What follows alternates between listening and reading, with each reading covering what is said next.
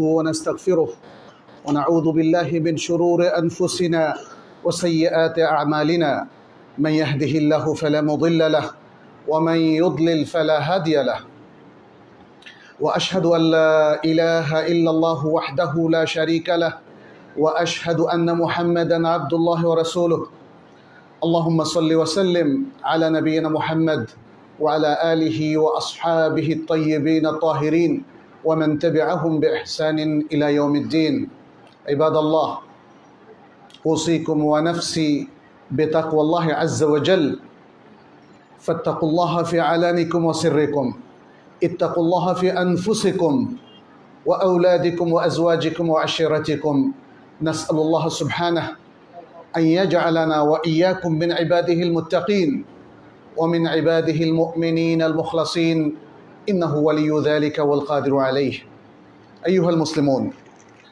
আল্লাহ সুবহানাহু ওয়া তাআলা আমাদেরকে যে দিন দিয়েছেন এবং যে দিনই ব্যবস্থা ইসলাম আমাদেরকে বিশ্ব মানবতাকে দিয়েছেন সেই দিনটা হলো দীনুল ইজ্জাহ ওয়া দীনুন নাসর ওয়া দীনুল ফাতহ। এটা হলো মান মর্যাদা, বিজয় এবং সফলতার একটা দিন। মানুষ তার দুনিয়া এবং আখিরাতের জীবনে সফলতা লাভ করবে এই দিনকে অনুসরণ করে আল্লাহ সুবহানাহু ওয়া তাআলা এই দিনটাকে সেভাবেই এই পৃথিবীতে তার ওয়াহির মাধ্যমে পাঠিয়েছেন। এই দিনকে তিনি করেছেন দীনুর রাহমা, দীনুর রাফা, দীনুর রিফতে ও দীনুল লিন, যাতে সকল মানুষ প্রত্যেক মানুষের সাথে সুন্দর এবং বিনয়ী আচরণ করে। সে শাসক হোক, সে সাধারণ মানুষ হোক, সর্বাবস্থায় এই দিনকে তিনি করেছেন দীনুল হক, দীনুল আদল, দীনুল ওয়াকিন, সত্যের দিন, আদল, ন্যায়পরায়ণ এবং ইনসাফপূর্ণ দিন, ইনসাফপূর্ণ জীবন ব্যবস্থা। এবং এই দিনকে তিনি করেছেন দীনুল সাআদাতি ও দীনুল ফাউজে ও দীনুল ফালাহ, সুখ শান্তি লাভের দিন, সাফল্য লাভের এবং বিজয় লাভের দিন এবং দিনই ব্যবস্থা। এই জন্যই আল্লাহ সুবহানাহু ওয়া তাআলা তিনি মুমিনদের জন্য ওয়াদা করেছেন, সেই কথাটিও তিনি আল কোরআনের মধ্যে উল্লেখ করে দিয়েছেন। বলেছেন, ওয়াদাল্লাহু আল্লাযীনা আমানু মিনকুম ওয়া আমিলুস সালিহাত লা ইস্তাখলিফান্নাহুম ফিল আরদি কামা ইস্তাখলাফাল লাযীনা মিন ক্বাবলিহিম ওয়া লা ইউমাক্কিনান্না লাহুম দীনাহুম আল্লাযী ইরতাদা লাহুম ওয়া লা ইউবাদদিলান্নাহুম মিন বা'দি খাউফিহিম আমনা ইয়াবুদুনানি লা ইউশরিকুনা বি শাইআ।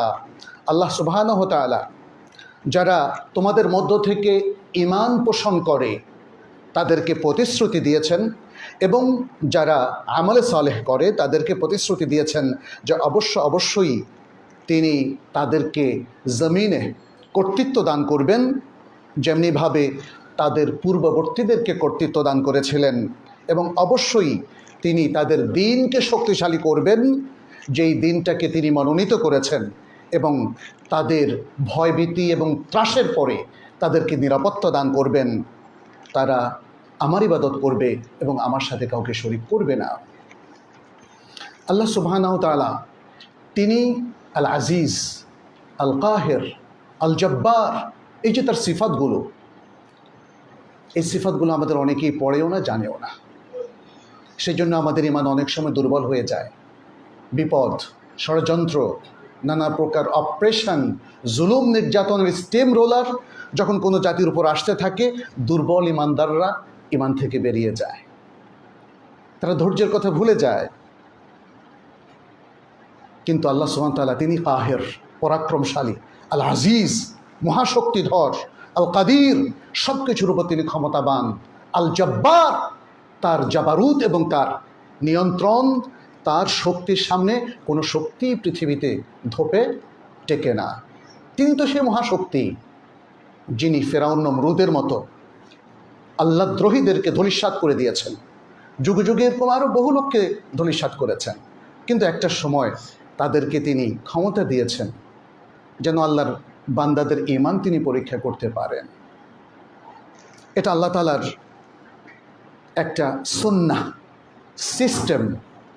এই সিস্টেমের মধ্য দিয়ে তিনি পরীক্ষা করবেন কারা এই সময় ধরে পূর্ণ ঈমানের উপর থাকবে আর কারা থাকতে পারবে না। পরিশেষে বিজয় ঈমানদারদেরই হবে। সে কথাটিও তিনি বলে দিয়েছেন, কাতাবাল্লাহু লা আগলিবান্না আনা ওয়া রুসুলি। আল্লাহ তাআলা এটা লিখে দিয়েছেন, অবধারিত করে দিয়েছেন যে অবশ্যই আমি এবং আমার রাসূলগণই বিজয়ী হবেন। ইন্নাল্লাহা কাউইয়্যুন আজিজ, নিশ্চয় আল্লাহ তাআলা শক্তিশালী এবং মহাপরাক্রমশালী। যারা আল্লাহকে ভালোবাসেন, যারা ঈমানদার, যারা মুত্তাকি, যারা আল্লাহর মুখলেস বান্দা, তারাই হচ্ছেন আল্লাহর ওয়ালি। আমাদের দেশে ওলিউল্লাহ বলে, তাই না? যেই লোকরা শিরক করছে, বেদাত করছে, তারাও অনেক সময় দেখা যায় যে ওলিউল্লাহ। সুবহানাল্লাহ। এটা আমাদের শিক্ষার কুফল। প্রকৃত আল্লাহর ওয়ালি কারা, এইটা নির্ধারণ করতে আমরা অনেকেই ভুল করছি।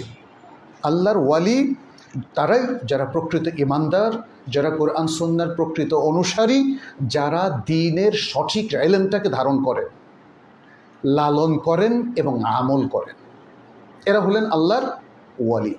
আল্লাহর এই ওয়ালিদেরকে আল্লাহ তাআলা যুগে যুগে অনেক পরীক্ষার মধ্যে ফেলার পরেও তাদেরকেই বিজয়ের সুসংবাদ তিনি দেন। তিনি বলেছেন, ইয়া আইয়ুহাল্লাযীনা আমানু, ইয়া আইয়ুহাল্লাযীনা আমানু ইন তানসুরুল্লাহা ইয়ানসুরকুম ওয়া ইউসাব্বিত আকদামাকুম। হে ঈমানদার লোকেরা, যদি তোমরা আল্লাহকে সাহায্য করো, আল্লাহ তোমাদেরকে সাহায্য করবেন এবং তোমাদের পাগুলোকে দৃঢ় করবেন। এটা সরে যাবে না। শত্রুর ষড়যন্ত্রে, হত্যাকাণ্ডে, রক্তের হানাহানিতে এরা পিছপা হবে না। আল্লাহ মজবুত করে দিবেন তাদের পাগুলোকে। ওয়াল্লাযীনা কাফারু ফাতা'সাল লাহুম ওয়া আযাল্লা আ'মালাহুম। আর যারা কুফরি করে, মনে রাখবেন কুফরির যারা সহযোগী তারাও এর মধ্যে পড়বে। কাফের এবং পৌত্তলিকদের প্রতি যারা সহানুভূতি ব্যক্ত করে এবং তাদেরকে বন্ধু হিসাবে গ্রহণ করে, আল্লাহকে বাদ দিয়ে তাদের উপর নির্ভরতা স্থাপন করে, এই আয়াত তাদের ব্যাপারেও সব যুগে প্রযোজ্য, শুধু এই যুগে না, সব যুগে প্রযোজ্য। ওয়াল্লাযীনা কাফারু ফাতা'সাল লাহুম। আল্লাহ নিজেই তাদের ধ্বংসের বদদুয়া করছেন, তারা ধ্বংস হোক। যারা কাফের এবং কাফেরদের যারা সহযোগী, যারা পৌত্তলিক এবং পৌত্তলিকদের যারা সহযোগী, ওয়া আযাল্লা আমালাহুম, তাদের আমলকে আল্লাহ তাআলা বিনাশ করে দিবেন, নষ্ট করে দেবেন। আযাল্লা মানে এখানে হচ্ছে নষ্ট করে দেওয়া। তারা যাই কাজ করুক, উন্নয়নমূলক কাজ করুক, যাই করুক, সবটাই ভয়েড, ইনভ্যালিড। এটার কোনো মূল্য নেই। আল্লাহর কাছে যদি মূল্য না থাকে, তাহলে আল্লাহর বান্দাদের কাছে থাকবে? এটা মনে রাখবেন, মনে রাখবেন। যারা কাফের এবং কুফরের সহযোগী, এদের আমলের কোনো মূল্য নেই। অতএব এদেরকে ভ্যালু দেওয়া যাবে না। আল্লাহ সুবহানাহু ওয়া তাআলা তিনি মোমেনদেরকে যে যুগে যুগে পরীক্ষা করবেন, সেটাও কিন্তু কোরআনে বলে দিয়েছেন। আফসোস, আমরা অনেকে হয়তো পড়ি না, ফলে ইমানটা দুর্বল হয়ে যায়। দেখেন আল্লাহ কি বলছেন, আহাসিবান নাসু আন ইউতরাকু আন ইয়াকুলু আমান্না ওয়া হুম লা ইফতানুন। মানুষ কি ধারণা করে যে তাদেরকে ছেড়ে দেওয়া হবে? এ কথা বললে যে আমরা তো ঈমান এনেছি, আমরা ঈমান এনেছি, আল্লাহ আমাদেরকে ছেড়ে দাও। না, ছেড়ে দেওয়া হবে না। আর তাদেরকে কোনো ফিতনায়, ট্রায়ালের মধ্যে ফেলা হবে না। আল্লাহ তাআলা বিনা ট্রায়ালে মুমিনদেরকে পার করে দেবেন এমন কোনো ওয়াদা করেননি, সেটা তিনি এখানে বললেন। ওয়ালাকাদ ফাতান্নাল্লাযীনা মিন ক্বাবলিহিম ফালা ইয়া'লামান্নাল্লাহুল্লাযীনা সাদাকু ওয়ালা ইয়া'লামান্নাল কাযিবিন। অবশ্যই আমরা তাদের পূর্ববর্তীদেরকে পরীক্ষার মুখোমুখি করেছিলাম, পরীক্ষায় ফেলেছিলাম, ফিতনায় ফেলেছিলাম। অবশ্যই তাদের মধ্যে কারা সত্যবাদী আর কারা মিথ্যাবাদী সেটা আল্লাহ জানবেন। আল্লাহ তো এমনি জানেন, কিন্তু আসলে আল্লাহ তাআলা মানুষের কার্যক্রমের মধ্য দিয়ে সত্যবাদী এবং মিথ্যাবাদী, প্রকৃত মুখলেস এবং মুনাফিক, এদের মধ্যে পার্থক্য সূচনা করতে চান, যাতে জগতের মানুষ বুঝতে পারে এবং আল্লাহও তাদের সঠিক বিচার করেন, তাদের উপর হুজ্জতটা কায়েম হয়ে যায়। আল্লাহ সুবহানাহু ওয়া তাআলা আরও বলেছেন, আম হাসিবতুম আন তাদখুলুল জান্নাতা ওয়ালাম্মা ইয়াতিকুম মাতালুল লাযিনা খালাউ মিন ক্বাবলিকুম, তোমরা কি ধারণা করছো যে তোমরা জান্নাতে প্রবেশ করে ফেলবে, জান্নাতে ঢুকে যেতে পারবে, অথচ তোমাদের কাছে আসেনি সেই সমস্ত লোকদের দৃষ্টান্ত বা সেই সমস্ত লোকদের মতো অবস্থা যারা তোমাদের আগে অতিবাহিত হয়েছে। মাসাতহুমুল বাসা ওয়াদ-দাররা ওয়াজুলজিলু হাত্তা ইয়াকুলার রাসূলু ওয়াল্লাযীনা আমানু মাআহু মাতা নাসরুল্লাহ,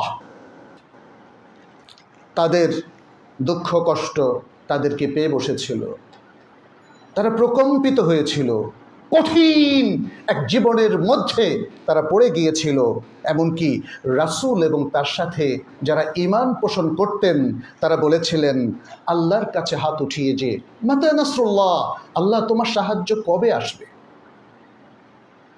এটা পৃথিবীর ইতিহাস, আল কোরআন সেই ইতিহাসটা আমাদের সামনে তুলে ধরছে। আলা ইন্না নাসরাল্লাহি করিব, জেনে রাখো নিশ্চয় আল্লাহ সাহায্য নিকটবর্তী, নিশ্চয় আল্লাহ সাহায্য নিকটবর্তী। সুহাইব বিন সিনান রাদিয়াল্লাহু তাআলা আনহুর একটা হাদিস এখানে উল্লেখ করি। তিনি বলছেন, নবী সাল্লাল্লাহু আলাইহি ওয়াসাল্লাম বলেন, আজাবান লিআমরিল মুমিন, মুমিনদের বিষয়টা খুবই বিস্ময়কর।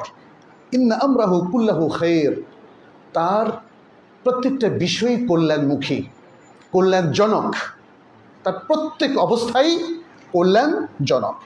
যালিকা লিআহাদিন ইল্লা লাইসা ওয়ালাইসা যালিকা লিআহাদিন ইল্লা লিল মুমিন, এটা মোমেন ছাড়া আর কোনো মানুষের ক্ষেত্রে প্রযোজ্য না। পৃথিবীর আর সবার সব অবস্থা ভালো না, কিন্তু মোমেনদের সব অবস্থা ভালো। এটা রাসূল সাল্লাল্লাহু আলাইহি ওয়াসাল্লাম ব্যাখ্যা করলেন কি, ইন আসাবাতহু সাররা শাকার, যদি তার বিপদ আসে, অত্যাচারের স্টিম রোলারে সে নিষ্পেষিত হয়, এটা হচ্ছে পরে বলেছেন ইন আসাবাতহু দাররা সাবার।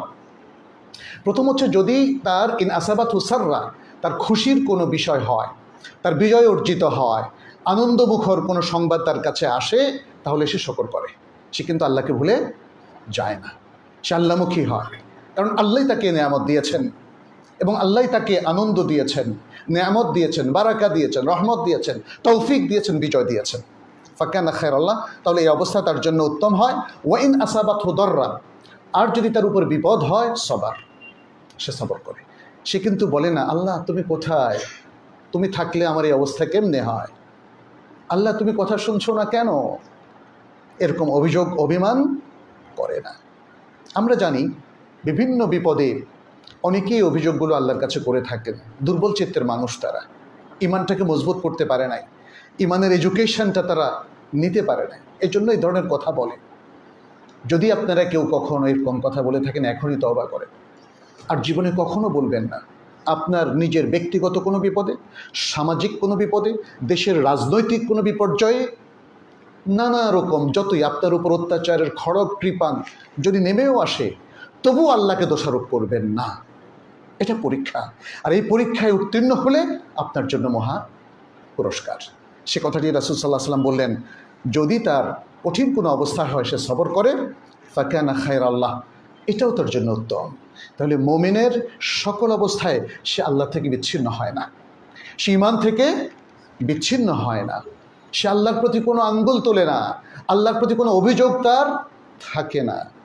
যদি কেউ করে থাকেন তওবা করে ফেলেন, আর কখনোই এই কথাগুলো বলা যাবে না। কারণ ইন্না মাআল উসরি ইউসরা, প্রত্যেক কঠিনের পরে আছে সহজ। এটা আল্লাহর সুন্নাহ, সুন্নাতুল্লাহ ফিল আরদ, system of Allah in this world. অতএব আপনি এটাকে ভাবতেই হবে। আমি কয়েক বছর আগে বিভিন্ন সময় মক্কা মদিনায় দেখলাম বেশ কিছু মানুষের কান্না, এবং তারা আমাকে বলল যে আমরা অনেক অত্যাচারিত, নিষ্পেষিত, আল্লাহ কেন শুনছেন না আমাদের কথা। আমি একবার হজে গেলাম, প্লেন থেকে নামার পরেই বেশ কিছু মানুষ আমার কাছে এসে বলল, হয়তো দেশে তাদের কোনো নির্যাতনের ঘটনা ঘটেছে বা তারা অপ্রেসড হয়েছে এরকম। মানে প্রশ্নটা কিন্তু সেটা না, বললো যে আল্লাহ কেন আমাদের কথা শোনেন না। আমি বললাম ভাই এই প্রশ্নটা উজ্জ্ব করেন, এই প্রশ্নটা উজ্জ্ব করেন। আল্লাহর প্রতি কোনো অভিযোগ দায়ের করা যাবে না, ফাআলুল লিমা ইউরিদ। আর তিনি তো কোরআনে অসংখ্যবার বলেছেন তিনি আমাকে আপনাকে পরীক্ষা করবেন, তাই না? আল্লাহ তো সূরা আল বাকারা বলেছেন, তিনি বলছেন আমরা অবশ্যই তোমাদেরকে পরীক্ষা করব, জান দিয়ে, মাল দিয়ে, ক্ষুধা দিয়ে, হ্যাঁ, খাদ্যদ্রব্য স্বল্পতা দিয়ে, বলেছেন না? তাহলে আমার দরকার হচ্ছে সবর করা। ব্যাস। আপনি যদি বলেন যে আমি এখন কি করব জানি না, আমাকে বলেন, নাসিহা করেন, আমি বলবো সবর করেন, আমল করেন, সবর করেন। আর যখন যে অবস্থা যা পারেন আল্লাহর নির্দেশ, রাসূল সাল্লাল্লাহু আলাইহি ওয়াসাল্লামের সুন্নাহ মেনে চলেন, ব্যাস, তাই না? এটাই তো আমাদের বিধান। অপেক্ষা করতে থাকেন কখন আল্লাহর পক্ষ থেকে বিজয় হয়। আল কোরআন এবং আস সুন্নাহর সকল দলিল আপনারা যদি ঘেঁটে দেখেন তাহলে একটা মহান সত্য আমাদের সামনে ফুটে ওঠে। আমাদের অনেক ওলামায়ে কেরাম এই কথাগুলো উল্লেখও করেছেন। ইন্নাল্লাহা ইউমহিল লা ইউহমিল, ইন্নাল্লাহা ইউমহিল লা ইউহমিল। আল্লাহ ছাড় দেন, ছেড়ে দেন না। আল্লাহ ছাড় দেন, ছেড়ে দেন না। ওয়ায়ামুদ্দুহুম ফি তুগয়ানিহিম ইয়ামাহুন। কোরআন সুন্নাহ বিরোধী যে কোনো শক্তি, সে হোক কুফরি শক্তি, পৌত্তলিকদের শক্তি, অথবা মুসলিমদের মধ্যে ঘাপটি মেরে থাকা অপশক্তি, আল্লাহ তাআলা এগুলোকে দূরীভূত করবেনই। কিন্তু আল্লাহ তাআলা তাদেরকে কিছু সময় দেন। ওয়ায়ামুদ্দুহুম ফি তুগয়ানিহিম, তাদের সীমা লঙ্ঘনের মধ্যে আল্লাহ তাআলা কিছু কাল তাদেরকে ছেড়ে দিয়ে রাখেন। ওয়ায়ামুদ্দুহুম ফি তুগয়ানিহিম ইয়ামাহুন। কিন্তু পরিশেষে ফেরাউনের কি দশা হয়েছিল, হামানের কি দশা হয়েছিল, কারুনের কি দশা হয়েছিল, তাই না? এভাবে পৃথিবীর ইতিহাসের সবারই একই দশা। এবং সেই কথাটা আল কোরআনের সূরা ইব্রাহিমের মধ্যে আল্লাহ তাআলা এত সুন্দর করে বললেন, আমি সেটা একটু আপনাদের সামনে তুলে ধরতে চাই। আল্লাহ সুবহানাহু ওয়া তাআলা বলছেন, ওয়ালা তাহসাবান্নাল্লাহা গাফিলান আম্মা ইয়ামালুয যালিমুন। জালিমরা যা করছে সেই ব্যাপারে তোমরা আল্লাহকে গাফিল মনে করো না। আল্লাহ দেখছেন প্রত্যেক ব্যক্তির আমল, তার আমল নামায় আল্লাহ লিখছেন। অনেকের আমল নামা আজকে আমাদের সামনে প্রকাশিত হচ্ছে, বিগত কিছু কালেও প্রকাশিত হয়েছে। কিন্তু মনে রাখবেন, আমল নামা আমি আর আপনি কি সংরক্ষণ করি? কে করেন? আল্লাহ করেন, আল্লাহ করেন। কিন্তু কিছু আমল নামা চলে আসে, কিছু দুর্নীতির ফেরেশতি চলে আসে। আল্লাহ সুবহানাহু ওয়া তাআলা বলছেন, ইন্নামা ইউআখিরুহুম লিয়াউমিন তাশখাসু ফিহিল আবসার। আল্লাহ তাদেরকে অবকাশ দিয়ে রেখেছেন সেদিন পর্যন্ত যেদিন মানুষের দৃষ্টিগুলো নষ্ট হয়ে যাবে। সেই দিনের ভয়াবহতায়, আলোতে এবং নানা কারণে তারা আর চোখে দেখতে পাবে না। সেদিন পর্যন্ত, অর্থাৎ কিয়ামত দিনের পর্যন্ত আল্লাহ তাদেরকে অবকাশ দিয়ে রেখেছেন। কিয়ামত দিবস পর্যন্ত এই সুযোগটা থাকবে অনেকের জন্য। এটা আম কথা। কিন্তু কারো সুযোগ হবে 16 বছর, 15 বছর, কারো সুযোগ 100 বছর, কারো সুযোগ 5 বছর। এটা আল্লাহ যাকে যেভাবে সুযোগ দেন, ব্যক্তি পর্যায়ে, দলীয় পর্যায়ে, রাজনৈতিক পর্যায়ে সুযোগটা কিন্তু কিয়ামত পর্যন্ত না। এটা মনে হয় ভুলে যায় মানুষ। কেউ কেউ ভেবেছে না কিয়ামত পর্যন্ত। আল্লাহর এই আয়াত দিয়ে হয়তো দলিল, এই যে আল্লাহ কিয়ামতের কথা বলেছেন, অতএব আমার পতন এখন হবে না। কিন্তু আল্লাহ এখানে আম কথা বলেছেন। কিন্তু পৃথিবীর ইতিহাস প্রমাণ করে পতন যে কোনো সময় চলে আসতে পারে। ভয়াবহ যে কোনো একনায়ক, যে কোনো দুর্নীতিগ্রস্ত, ক্ষমতাশীল, দাম্ভিক মানুষের পতন যে কোনো সময়। আসলে পৃথিবীতে এই দাম্ভিক মানুষরাই সবচেয়ে বেশি পতনমুখ। সে ব্যাপারে আল্লাহ তাআলা এই আয়াতগুলোর মধ্যে বলেছেন, মুহতাঈনা মুকনাঈ রুউসিহিম লা ইয়ারতাদ্দু ইলাইহিম তারফুহুম। তারা মাথা ঝুঁকিয়ে দৌড়তে থাকে, নিজেদের দিকে তাকাদর ফুরসত তাদের হয় না, হবে না। ও আফইদাতুম হাওয়া, আর তাদের হৃদয় থাকবে শূন্য। এটা আখিরাতের কথা বলছেন। ওই দিনে তাদের কি হবে? তারা মাথা নিচু করে দৌড়তে থাকবে, নিজেদের দিকে তাকাদর কোনো সুযোগ তাদের হবে না, আর অন্তর তাদের শূন্য। সেখানে আশা ভরসার কোনো স্থান সেখানে হবে না। এরপর আল্লাহ তাআলা বলছেন নবী সাল্লাল্লাহু আলাইহি ওয়াসাল্লামকে, ওয়ানদিরিন নাসা ইয়াউমা ইয়াতিহিমুল আযাব আর মানুষকে সতর্ক করো যেদিন তাদের কাছে আযাব চলে আসবে, সেই দিনের ব্যাপারে তাদেরকে সতর্ক করো। ফায়াকুলুল্লাযিনা যালামু, তখন যারা জালিম ছিল, এই পৃথিবীতে জুলুমের রাজত্ব যারা কায়েম করেছিল, তারা বলবে রব্বানা আখিরনা ইলা আজালিন করিব, হে আমাদের রব, আমাদেরকে আর কিছুকাল একটু অবকাশ দেন। তখন অল্প কয়েক মিনিট দেওয়া হবে, মানে এটা দুনিয়ার হাইসিয়াতে বলছে। আর আখিরাতের হাইসিয়াতে এক সেকেন্ডও কি দেওয়া হবে? দেওয়া হবে না। রব্বানা আখিরনা ইলা আজালিন করিব, এই কনটেক্সটটা কিন্তু আখিরাতের, এটা দুনিয়ার কনটেক্সট না। কিন্তু দুনিয়ার কনটেক্সটও আমরা দেখছি, যখন বিপদ চলে আসে তখনও আর সময় পায় না, তখনও মানে পরিস্থিতিটা এতটাই মানুষের হাতের বাইরে চলে যায়, তার আর পালানোর সুযোগ থাকে না। কি বললেন, কেন অবকাশ দিতে হবে? বললেন নজিব দাওয়াতাকা, যে আমরা আপনার দাওয়াতে সাড়া দিব, আপনার দাওয়াতটা আগে তো দুনিয়াতে কবুল করি না, এখন কবুল করব। ওয়ানাত্তাবি রসুল, এবং রাসূলদেরকে অনুসরণ করব। এরপর আল্লাহ প্রশ্ন করছেন, দেখেন, আওয়ালাম তাকুনু আকসামতুম মিন ক্বাবল মা লাকুম মিন জাওয়াল, তোমরাই কি তারা না যারা ইতিপূর্বে শপথ করেছিলে, কসম করেছিলে যে তোমাদের কোনো পতন নাই? দেখেন আল্লাহ তাআলা এখানেই কিন্তু সে কথাটা বললেন, মা লাকুম মিন জাওয়াল, যে তোমাদের কোনো পতন নাই। তোমরা তো সেই লোক যারা দাবি করেছিলে, যারা কসম করেছিলে, শপথ করেছিলে, জাতির উদ্দেশ্যে বলেছিলে তোমাদের কোনো পতন নাই। ওয়া সাকানতুম ফি মাসাকিনিল্লাযিনা যালামু, আর তোমরা যারা জালিম তাদের বাসগৃহে, আবাসগৃহে তাদের সাথে তোমরা বসবাস করতে, যারা নিজেদের উপর জুলুম করেছিল তাদের সাথে তোমরা থাকতে। ও তাবায়্যানা লাকুম, এরপর তোমাদের কাছে স্পষ্ট হয়ে গিয়েছিল। এবার তিনি আমভাবে মানুষকে বলছেন, ও তাবায়্যানা লাকুম, আর তোমাদের কাছে স্পষ্ট হয়ে গিয়েছিল কাইফা ফাআলনা বিহিম, কেমন আচরণ আমরা করেছি। আল্লাহ নিজের কথা বলছেন, আমরা তাদের সাথে কেমন আচরণ করেছি। ও দরাবনা লাকুমুল আমসাল, আর তোমাদের জন্য আমরা এভাবেই দৃষ্টান্ত দিয়ে থাকি। আল্লাহ সুবহানাহু ওয়া তাআলা বলছেন, ওয়াকাদ মাকারু মাকরাহুম, আর তারা তাদের ষড়যন্ত্র করেছিল। ওয়া ইনদাল্লাহি মাকরুহুম, আর আল্লাহর কাছে তাদের ষড়যন্ত্র ন্যস্ত হয়েছিল। ওয়া ইনদাহুম মাকরুহুম ওয়া ইন কানা মাকরুহুম লিতাজুলা মিনহুল জিবাল, যদিও তাদের ষড়যন্ত্র এতই ভয়াবহ যেন পাহাড়ও ধ্বংস হয়ে যাবে।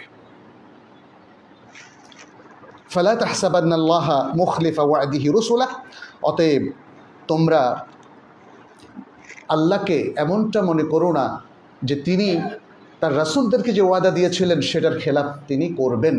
আল্লাহকে এমন তোমরা ভেবো না, আল্লাহ সবসময় তার ওয়াদা রক্ষা করেন।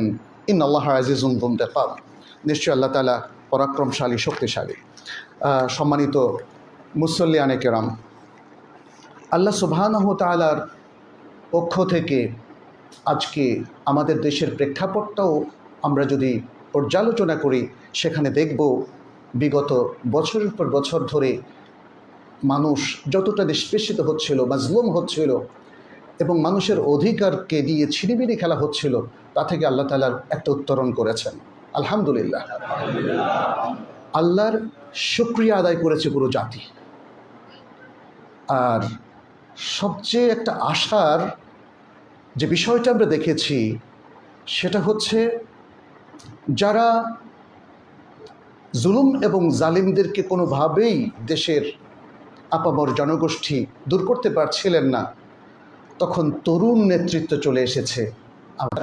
ফিতয়াতুল ঈমান বানিয়ে দিন, ঈমানের যুবক এবং তরুণ তরুণী বানিয়ে দিন, তারা যেন ঈমান এবং তাকওয়ার পথে চলে। আমরা যেটা দেখেছি, আজকেও আসার পথে দেখলাম তরুণরা ট্রাফিক পুলিশের দায়িত্ব পালন করছে। দেখলাম যে তারা অনেকে পরিষ্কারও করছে। আমি অবাক হলাম, এটা কিভাবে সম্ভব? এটা তো আমরা মনেও ভাবি নাই, বাস্তবে তো দেখা দূরের কথা। এদেরকে কেউ নিয়োগ দেয় নাই, চাকরির লোভ দেখায় নাই, এদেরকে ডেইলি বেসিসে কোনো পয়সাও দেওয়ার কথা বলেনি। তাহলে এই ইতিবাচক পরিবর্তনটা কিভাবে হলো? এত সুন্দর চরিত্র কি করে তাদের হয়ে গেল?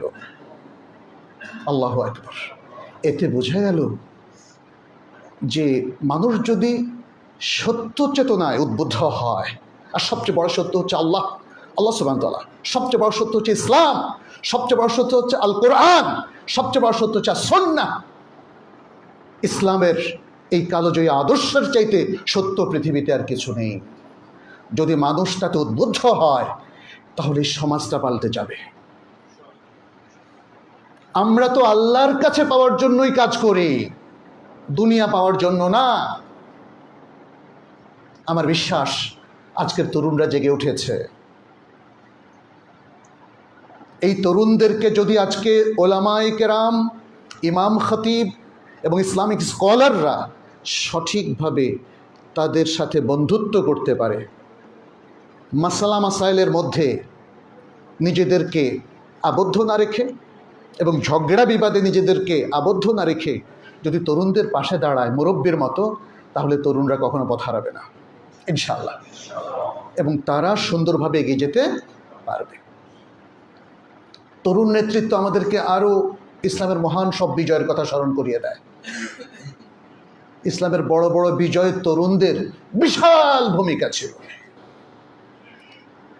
পৃথিবীর সর্বকালের সর্বশ্রেষ্ঠ সেনাপতি খালিদ বিন ওয়ালিদ, তিনি তরুণ সেনাপতি ছিলেন। তরুণ 32, 33, 35 এই ধরনের বয়স ছিল তার। উসামা বিন যায়েদ, যাকে রাসূল সাল্লাল্লাহু আলাইহি সাল্লাম তার মৃত্যুর আগে সেনাপতি নিয়োগ দিয়েছিলেন, কে দিয়েছিলেন? রাসূল সাল্লাল্লাহু আলাইহি সাল্লাম। তখন তার বয়স কিন্তু অনেক, ষাটোর্ধ্ব। নবী সাল্লাল্লাহু আলাইহি সাল্লাম তরুণকে পছন্দ করতেন। তরুণদের শক্তিতে তিনি আস্থাশীল ছিলেন। তরুণদেরকে রাসূল সাল্লাল্লাহু আলাইহি সাল্লাম কখনোই অবজ্ঞা করেন নাই। আপনারা রাসূল সাল্লাল্লাহু আলাইহি সাল্লামের হাতে গড়া তরুণ স্কলারদের কথা জানেন? আব্দুল্লাহ ইবনে আব্বাস, তরুণ সাহাবী, পৃথিবীর ইতিহাসে কোরআনের সবচেয়ে বড় স্কলার। আব্দুল্লাহ ইবনে ওমর ইবনুল খাত্তাব রাদিয়াল্লাহু তাআলা আনহুমা, পৃথিবীর ইতিহাসে হাদিসের সবচেয়ে বড় স্কলার এবং হাদিস অনুসরণ করার সবচেয়ে বড় গুরুত্ব দেওয়ার মতো ব্যক্তি। তার চাইতে হাদিসের অনুসরণ করার জন্য প্রত্যেকটা জায়গায় জায়গায়, প্রত্যেকটা হারাকাত, প্রত্যেকটা মুভমেন্টে তিনি রাসূল সাল্লাল্লাহু আলাইহি ওয়াসাল্লামকে অনুসরণ করতেন। আব্দুল্লাহ ইবনে মাসউদ, তরুণ ফাকিহ। আব্দুল্লাহ ইবনে আমর ইবনে আস, তরুণ আবেদ, পাশাপাশি স্কলারও ছিলেন। সব তারেক বিন জিয়াদ, মোহাম্মদ বিন কাসেম, ইতিহাসে ভরা তরুণদের যে নেতৃত্ব, সাফল্য, তাদের কন্ট্রিবিউশন, আজকের কন্ট্রিবিউশনের সাথে সেটা মিলে গেল আলহামদুলিল্লাহ। আমাদের অনেকেই এগুলো নিয়ে নানা বিতর্ক করেছেন। আমার যে গবেষণা, আমার যে পড়াশোনা মদিনা ইউনিভার্সিটিতে কিংবা ইসলামিক, আমি মনে করি যারা অধিকার আদায়ের জন্য প্রতিবাদ করে, নিরস্ত্র প্রতিবাদ, শান্তিপূর্ণ প্রতিবাদ, এটা শরীয়তে নিষিদ্ধ নয়, এটা শরীয়তে নিষিদ্ধ নয়। আর যদি অধিকারটা যারা দেওয়ার কথা ছিল ঠিক মতো দিত, তাহলে তো কোনো প্রয়োজনই ছিল না। ছিল কি? তরুণদেরকে তাচ্ছিল্য করবেন না। তাচ্ছিল্যের কি ফলাফল দেখেছেন তো? রাসূল সাল্লাল্লাহু আলাইহি সাল্লাম এর পুরো বায়োগ্রাফি দেখেন, তিনি কোনো দিন কোনো একটা বৈঠকেও কোনো তরুণকে তাচ্ছিল্য করেননি, তুই তোকারি করেও কথা বলেননি, আজে বাজে কোনো কথা বলেননি। অত মানুষ তো, তার সাহাবারা তো তার সামনে হয়তো কিছু ত্রুটি তো করতে পারেন, কিন্তু না, তিনি সব কিছুকে সুন্দরভাবে সামলে নিয়েছেন। The best manager in the world, রাসূল সাল্লাল্লাহু আলাইহি ওয়াসাল্লাম। বেস্ট লিডার যখন বলেন, তাহলে বুঝতে হবে ম্যানেজার হিসাবেও তিনি এক নাম্বার। সব কিছুকে চমৎকারভাবে ম্যানেজ করেছেন। যাই হোক, তারুণ্য নিয়ামত। আমি তরুণদেরকে বলবো, একদিন, 2 সপ্তাহ, 3 সপ্তাহ সাফল্য এটাই মূল নয়। সাফল্যকে ধরে রাখতে হলে, মুসলিম তরুণদেরকে বলছি, সাফল্যকে ধরে রাখতে হলে ঈমানকে ঠিক রাখতে হবে। সাফল্যকে ধরে রাখতে হলে তাকওয়ার পথে চলতে হবে। কোরআন সুন্নাহকে তার মূল কনস্টিটিউশনে পরিণত করতে হবে। কোরআন সুন্নাহর বাইরে যাওয়া যাবে না। আজকে তরুণদের যারা নেতৃত্ব দিয়েছে, একটা জিনিস আমার চোখে পড়েছে, আগে আরও 20 বছর আগে তরুণদের কারো দাঁড়িয়ে ছিল না দেখতাম, এবার দেখি সবারই দাঁড়িয়ে আছে। শোনেন, দাড়ি রাখাটা আমাদের মতে ফরজ, কেউ কেউ সুন্নাত বলেছেন, ঠিক আছে, এটার চাইতেও বড় ইসলামের মৌলিক ফরজ কাজ আছে, কিন্তু দাড়িটা ইসলামের সিম্বল, এটা ইসলামের শেআর, প্রতীক। যে কোনো মুসলিম যদি দিনদার হতে চায় দাড়ি তাকে রাখতেই হবে, দাড়ি তাকে রাখতেই হবে। আজকের এই তরুণদের প্রতি আমার ভালোবাসা আরও বেড়ে গিয়েছে যখন দেখলাম এরা প্রায় সবাই দাড়ি রেখেছে। আলহামদুলিল্লাহ, আলহামদুলিল্লাহ। তাদের অনেকেই আপনারা জানেন অন্যায়ভাবে তাদেরকে হত্যা করা হয়েছে, এটা অন্যায়। নিরস্ত্র মানুষকে গুলি করে হত্যা করা এটা অন্যায়, এটা অন্যায়। অধিকার আদায় করতে গিয়ে যদি কাউকে এভাবে অন্যায়ভাবে হত্যা করা হয়, সহিহ মুসলিমের হাদিস বলছে সে শহীদ, যদি তার ঈমান থাকে, যদি তার ঈমান থাকে। মান কুতিলা দুনা নাফসিহি ফাহুয়া শাহীদ ওয়া মান কুতিলা দুনা মালিহি ফাহুয়া শাহীদ। আর যে তার সম্পদ, সম্পদও তার অধিকার। সম্পদ কি আসলে? সম্পদ তো আমি না, সম্পদ আরেকটা জিনিস, বাট এটা আমার ওনারশিপের, আমার মালিকানাভুক্ত সম্পদ, আমি আপনাকে দেব না। একজন ডাকাত এসেছে, একজন দুর্বৃত্ত এসেছে, এ সম্পদ ছিনিয়ে নেওয়ার জন্য, আমি রক্ষা করতে গেলে যদি আমাকে মেরে ফেলা হয়, রাসূল সাল্লাল্লাহু আলাইহি ওয়াসাল্লাম বলছেন শহীদ। একজন আমাকে আক্রমণ করতে এসেছে, আমি কিন্তু কোনো অপরাধ করি নাই, আমি আমার বৈধ অধিকারটা চাচ্ছি, আমাকে জোর করে হত্যা করা হলো, রাসূল সাল্লাল্লাহু আলাইহি ওয়াসাল্লাম বলছেন তিনিও শহীদ। তবে একটা শর্ত থাকবে, তার ঈমান থাকতে হবে, মৃত্যুর সময় তার ঈমান থাকতে হবে। নানাভাবে আমাদের অনেক ছোট ভাইয়েরা কিংবা জনগণের মধ্যে অনেক মানুষ তারা আহত হয়েছে, কারো চোখ নষ্ট হয়েছে, কান নষ্ট হয়েছে, হাত নষ্ট হয়েছে। এদের সাহায্য সহযোগিতা প্রয়োজন, এরা আমাদের ভাই। কোনো মুসলিম যখন কোনো বিপদে পড়ে তার পাশে দাঁড়ানো দরকার। আর এরা তো দেশ এবং জাতির কল্যাণেই তারা আহত নিহত হয়েছে। অতএব যারা আহত হয়েছেন অথবা নিহত হয়েছেন, এদেরকে নানাভাবে সাহায্য করা, এদের পরিবারগুলোকে সাহায্য করা, চিকিৎসার ব্যবস্থা করা, ক্ষতিপূরণের ব্যবস্থা করা, এটা আমাদের সবার দায়িত্ব। অনেকে বাসায় বসে বসে শুধু ইউটিউব দেখেছেন, তিনিও নিজেকে নির্যাতিত মনে করেছেন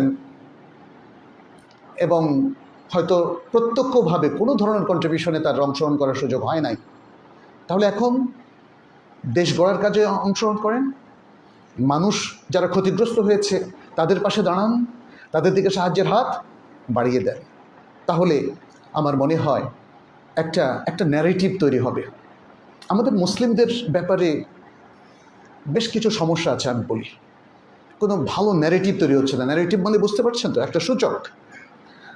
আমরা মাসলা মাসাইল নিয়ে আসি, বাসায় থাকি খুব আরামে, আর মসজিদে এসে নামাজ পড়ে শেষ, আর বাকিটা দোয়া দিয়ে হাসিল করতে চাচ্ছি। এই সমাজে করণীয় অনেক কিছু আছে। আজকে ইসলামের ব্যাপারে যে ভুল বিভ্রান্তিগুলো, সেগুলো দূর করবে কে? সবসময় আমরা ইউটিউবে গেলে কিংবা ফেসবুকে গেলে নানা রকম আলোচনা, রাজনৈতিক এই সেই, গালিগালাজ, পক্ষ বিপক্ষ। আমি বলবো আপনারা ইতিবাচক, কনস্ট্রাকটিভ, গঠনমূলক রোল প্লে করেন, ইসলামকে সুন্দরভাবে তুলে ধরেন, সামাজিক কাজ করেন, চ্যারিটি করেন, দেশের উন্নয়নের জন্য, মুসলিম উম্মার উন্নয়নের জন্য, ইসলামের উন্নয়নের জন্য ইসলামকে রিপ্রেজেন্ট করেন। অনেক কিছু নাই। আমি গতকালকে একটা লেকচার দিয়েছিলাম ইমাম বুখারী ট্রাস্টের পক্ষ থেকে, আপনারা সেটা একটু দেখে নেবেন। সে আলোচনাগুলো প্রায় 1 ঘন্টার মতো ছিল আমাদের করণীয় নিয়ে। এই মুহূর্তে যখন আমরা পূর্ণ স্বাধীনতা পেয়েছি, মত ব্যক্ত করার মতো সুযোগ পেয়েছি, তাহলে ইসলামকে তার সৌন্দর্য সহ উপস্থাপনা করা সবগুলো সেক্টর এটা জরুরি। এটা আমাদের ডাক্তারদের জন্য জরুরি, তারা ডাক্তারদের ফোরামে সেটা করবেন, কারণ ডাক্তারদের আজকে এটিকেটসের বড় অভাব, তাই না? হসপিটালগুলোতে সবচেয়ে বেশি দুর্নীতি হয়, সরকারি বেসরকারি হসপিটাল, ডায়াগনোসিস সেন্টার। তাহলে আমাদের মুসলিম ডাক্তাররা কী করছেন? আপনাদের ডাক্তারি এথিক্সটা কোথায়? ইঞ্জিনিয়ারদের কথা কি? তরুণরা দেখলাম যে কোন কোন ইঞ্জিনিয়ার, নির্বাহী প্রকৌশলীদের থেকে তাদের গাড়ি থেকে কোটি কোটি টাকা, আজকে পত্রিকা দেখলাম বের করেছে। প্রকৌশলী ভাইরা কি কাজ করছেন আপনারা? যদি মুসলিম হয়ে থাকেন তাহলে প্রত্যেক ইঞ্জিনিয়ারকে সৎ করে ফেলেন। সুযোগ এসেছে। আমি জানি গত বেশ কয়েক বছর ধরে আপনারা অনেকে কথা বলতে পারতেন না, কাজ করতে গেলে আপনাদেরকে জঙ্গি আখ্যা দেওয়া হতো। সেটার অবসান হয়েছে, আলহামদুলিল্লাহ। আলহামদুলিল্লাহ। নির্ভয়ে কথা বলেন, নির্ভয়ে কথা বলেন, কাজ করেন। ইসলামের সৌন্দর্য স্বাধীনভাবে ফুটিয়ে তোলার এক মহাসুযোগ, এটাকে নষ্ট করবেন না। আর মানুষের ব্যাপারে আন্দাজে নেগেটিভ কথা বলবেন না। নেগেটিভ কথা বলা বন্ধ করেন, পজিটিভ কথা বলেন। যারা এখন দায়িত্বপ্রাপ্ত হয়েছেন তাদের কাছে দাওয়াত নিয়ে যান। প্রত্যেকের দোষ খুঁজে খুঁজে তাকে বিতর্কিত করার অপচেষ্টা করবেন না। পরিপূরক হয়ে কাজ না করলে সমাজে আপনার সাফল্য আপনি ধরে রাখতে পারবেন না। যাদের মধ্যে ত্রুটি আছে মনে করেন, ফেসবুকে সমালোচনাটা বন্ধ করে দেন, তার সাথে গিয়ে দেখা করেন, তাকে নসিহা করেন। আমি আলেম ওলামাদেরকে পরামর্শ দেব, যারা আজকে দায়িত্বপ্রাপ্ত হয়েছেন অন্তর্বর্তীকালীন সরকারে, আমার বিশ্বাস যে এরা সবার সাথেই রিলেশন রাখবেন, এরা সবার কথা শুনবেন, এরা দিনদারদেরকেও সুযোগ দেবেন ইনশাআল্লাহ। যাতে দেন, আমরা সে আহ্বান জানাচ্ছি। আমাদের সরকারে এখন যারা আছেন রক্ষা করার, পরিপালন করার সুযোগটা করে দেন। আমাদের কোনো মুসলিম ভাই বোনেরা আমার জানামতে যারা পর্দা করেন, যারা দাড়ি রাখেন, পর্দা দাড়ি কখনো এদেরকে বিপথে ঠেলে দেয় না। অতএব পর্দার স্বাধীনতা, মেয়েদের ক্ষেত্রে যে অধিকার ইসলাম দিয়েছে, এটা শুধু অধিকার না, এটা ফরজ। অতএব সেইটা পালনের সুযোগ করে দিন।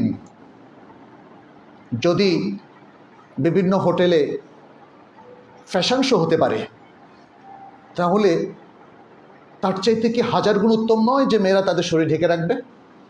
তাহলে আমরা ফ্যাশন শোকে যদি অ্যালাউ করি, আমি অনেক দেশের কথা বলছি, তাহলে হিজাব কি করে ত্রুটিপূর্ণ হতে পারে?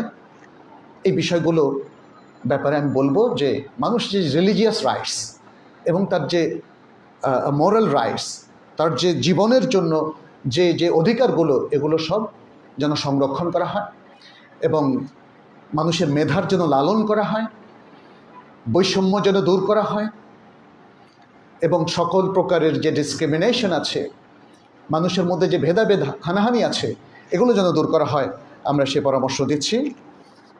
আর পাশাপাশি আরেকটা কথা বলবো, যেহেতু আপনারা জানেন সূরাতুন নাসর, বিসমিল্লাহির রহমানির রহিম, ইযা জাআ নাসরুল্লাহি ওয়াল ফাথ ওয়া রাআইতান নাসা ইয়াদখুলুনা ফি দীনিল্লাহি আফওয়াজা ফাসাব্বিহ বিহামদি রাব্বিকা ওয়াস্তাগফির ইন্নাহু কানা তাওয়াবা। দেখেন এখানে ছোট্ট একটা সূরার মধ্যে আল্লাহ সুবহানাহু ওয়া তাআলা বিজয় অর্জিত হলে কি করতে হবে সেটা বলে দিয়েছেন। এখানে বলা হচ্ছে ফাসাব্বিহ, তোমার রবের প্রশংসা করো, তোমার রবের প্রশংসা করো। আমাদের দেশ মুসলিম জনসংখ্যাগরিষ্ঠ দেশ। আমি বিনীতভাবে অনুরোধ করব, আল্লাহর প্রশংসা করতে কেউ ভুলে যাবেন না। আমাদের সরকারে যারা আছেন তাদেরকেও বলবো, আল্লাহর প্রশংসা করতে ভুলে যাবেন না। আপনারা অনেকেই এই বিজয়কে দ্বিতীয় স্বাধীনতা বলে উল্লেখ করেছেন। যদি তাই হয়, আল্লাহকে ভুলে যাবেন না, আল্লাহর দেয়া কর্তব্যকে ভুলে যাবেন না। আর ভুল বিভ্রান্তি হতেই পারে, সেই জন্য কি করবেন? ইস্তেগফার করতে হবে। ফাসাব্বিহ বিহামদিকা ওয়াস্তাগফির। নবী সাল্লাল্লাহু আলাইহি সাল্লাম তো কোনো ভুল করেন নাই, তারপরেও আল্লাহ তাআলা তাকে বলছেন প্রশংসা করো, তাসবিহ পাঠ করো আর ইস্তেগফার করো। আসলে এই সিস্টেমটাই মানুষকে সৎ করে রাখবে। আমরা জাতির সকল মানুষ তাদের প্রতি তাকিয়ে আছি, তারা দেশটাকে সুন্দরভাবে চালাবেন। আর এটা যেহেতু সংখ্যাগরিষ্ঠ মুসলিম দেশ, ইসলামের সকল অধিকার তারা সংরক্ষণ করবেন। মুসলিমদেরকে বুক ফেলিয়ে দিন চর্চার সুযোগ তারা দেবেন এবং ইসলামের নানা গবেষণা প্রতিষ্ঠান গড়ে উঠবে সিরার গবেষণা কেন্দ্র, কোরআন গবেষণা কেন্দ্র, সুন্নাহর গবেষণা কেন্দ্র, আল কোরআন ভিত্তিক ইউনিভার্সিটি এদেশে হবে, আমরা সে আশা পোষণ করি। এবং আপনাদেরকেও বলবো, অনেক কাজ আছে, এই কাজগুলোর প্রতি মনোনিবেশ করুন, পজিটিভলি কাজ করুন, নেগেটিভ জিনিসগুলোকে একপাশে সরিয়ে রাখুন, তবে সতর্ক থাকতে হবে। মনে রাখবেন, মুসলিমদের কোনো বিজয়ে অমুসলিমরা বা ইসলাম বিরোধী যারা, তারা কোনোদিন সন্তুষ্ট থাকে না। তারা তাদের ষড়যন্ত্রের হাত কোনোদিন গুটিয়ে নেবে না, সেটা চলতেই থাকবে। অতএব আমাদেরকে সতর্ক থাকতে হবে, আমাদেরকে সতর্ক থাকতে হবে। শুধু পজিটিভ দায়িত্ব পালনই যথেষ্ট নয়, পাশাপাশি সতর্ক থেকে সে সমস্ত ষড়যন্ত্র যেন কার্যকর হতে না পারে, সেই বিষয়টা মনে রাখতে হবে। আল্লাহ আমাদের সবাইকে তৌফিক দান করুন। আল্লাহ আমাদের উপর রহমত এবং বারাকা নাজিল করুন। আমাদেরকে তিনি যে নিয়ামত দিয়েছেন, সেই নিয়ামতটাকে কাজে লাগানোর তৌফিক আমাদেরকে দান করুন। আকুলু কাউলি হাযা ওয়া আস্তাগফিরুল্লাহ লি ওয়া লাকুম ওয়া লিসাইরিল মুসলিমিন ফাস্তাগফিরুহু ইন্নাহু হুয়াল গফুরুর রহিম।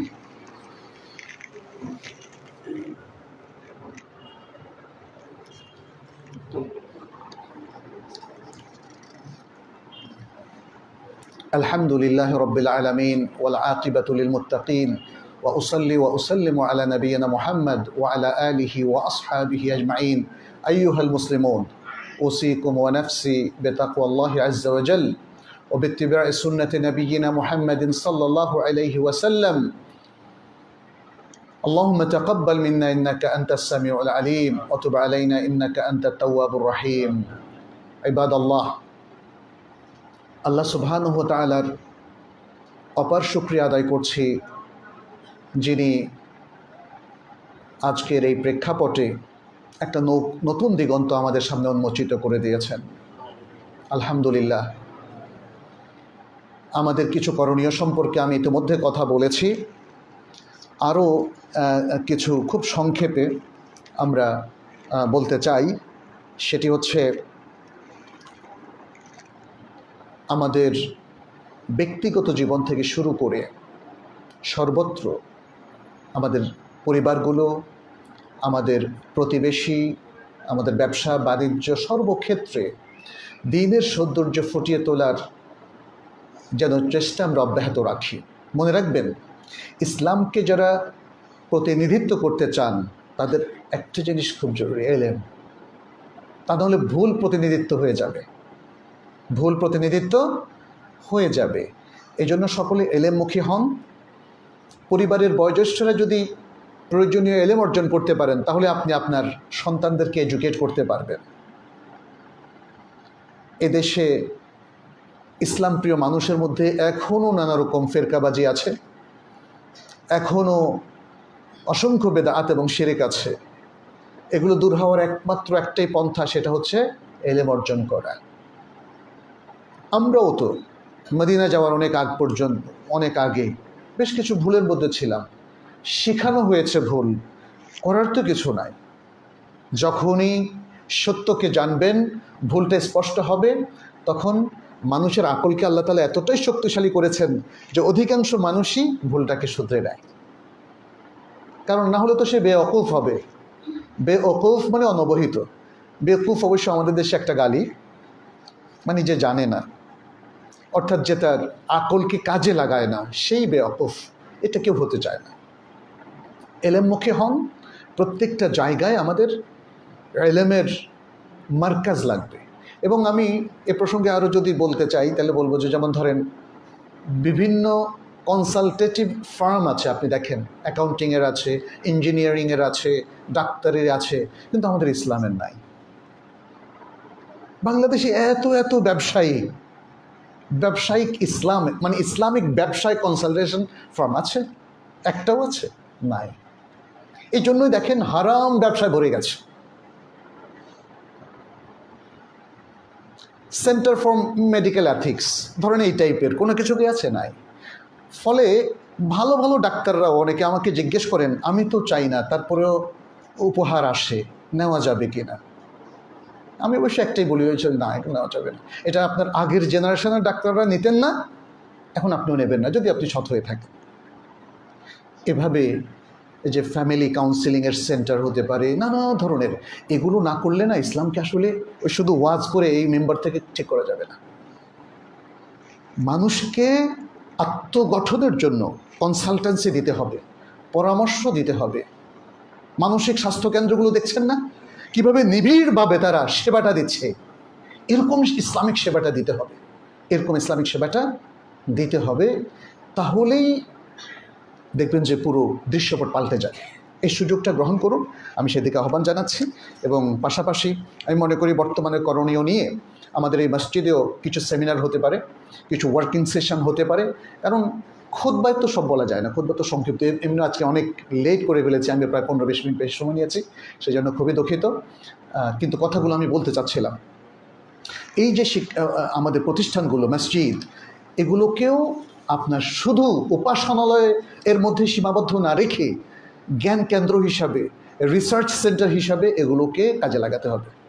আমাদের কি করণীয়, আমাদের মুসল্লিদের কি করণীয়, আমাদের ডাক্তারদের কি করণীয়, ইঞ্জিনিয়ারদের কি করণীয়, ড্রাইভারদের কি করণীয়, এগুলো সম্পর্কে একটু আমাদেরকে সজাগ হতে হবে। ড্রাইভারদেরকে নিয়ে বলি, যেমন ধরেন বাংলাদেশে ড্রাইভার নিয়ে আপনাদের এত সমস্যা, উল্টাপাল্টা গাড়ি পার্কিং করে, বাসগুলো তেরসাভাবে রাখে, কিন্তু ড্রাইভারকে নিয়ে কোনো ইসলামিক প্রতিষ্ঠানকে আজ পর্যন্ত দেখলাম না তাদেরকে এথিক্স এবং এটিকেটস শেখাতে। আমি বিআরটির প্রশিক্ষণ বিভাগের ডিরেক্টরের সাথে কথা বলেছি যে আমি অনেকগুলো তাদের জন্য নির্দেশনামূলক কিছু লেকচার তৈরি করে দেবো সারা বাংলাদেশে, তারা সেটা ছড়িয়ে দেবেন। তারা রাজি হয়েছেন আলহামদুলিল্লাহ, ওনার ব্যক্তিগত কারণে। এখন মনে হয় সে সুযোগটা আরও বেশি। এই যে ড্রাইভাররা ঠিক না, তারা এসে কিন্তু তাদেরকে এডুকেট করার জন্য কোনো ধর্মীয় প্রতিষ্ঠান থেকে আসলো না। এই মসজিদেও তো মানে ধরেন এই মসজিদ বা অন্য যে কোনো মসজিদ, আমরা তো বলি না যে ভাই 500 ড্রাইভারকে নিয়ে একটা সেশন করি, ওদেরকে একটু বোঝাই, আল্লাহর ভয় দেখাই। আপনারা কি জানেন কি না, ট্রাফিক লাইটের রেড লাইটটা ক্রস করা, এটা সৌদি আরবের ওলামা কেরাম হারাম বলেছেন। কেন হারাম তা তো জানেন, কারণ আপনি ওটা ক্রস করার সাথে সাথে একটা অ্যাক্সিডেন্ট হবে, তার মানে হচ্ছে আপনি নিজের এবং অনেক মানুষের মৃত্যুর কারণ হয়ে গেলেন।